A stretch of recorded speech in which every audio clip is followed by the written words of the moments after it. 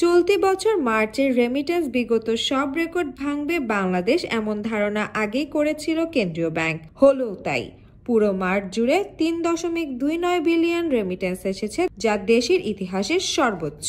বাংলাদেশ ব্যাংকের মুখপাত্র ও নির্বাহী পরিচালক আরিফ হোসেন খানের দেওয়া তথ্য অনুযায়ী গত বছরের তুলনায় এবছর মার্চে রেমিটেন্সের প্রবাহ বেড়েছে 64.7%। 2024 সালে মার্চে মোট রেমিটেন্স এসেছিল $1.99 বিলিয়ন।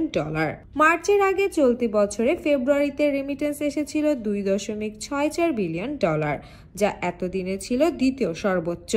এর আগে 2024 সালে ডিসেম্বরের সর্বোচ্চ $2.64 বিলিয়ন রেমিটেন্স এসেছিল। চলতি বছরের প্রতি মাসে রেমিটেন্সের পরিমাণ উল্লেখযোগ্য হারে বেড়েছে।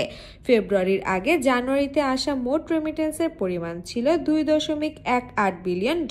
ব্যাংক সংশ্লিষ্টরা বলেছেন, ঈদুল ফিতরকে সামনে রেখে প্রবাসীরা এবার প্রচুর পরিমাণে অর্থ বৈধ চালানের মাধ্যমে পাঠিয়েছে। শুধু 27 থেকে 31 মার্চ এ সময়ের মধ্যে রেমিটেন্স এসেছে $344 মিলিয়ন। বৈধ চালানে অর্থাৎ প্রেরণের কারণে এবার রেমিটেন্সে ইতিহাস গড়ল বাংলাদেশ।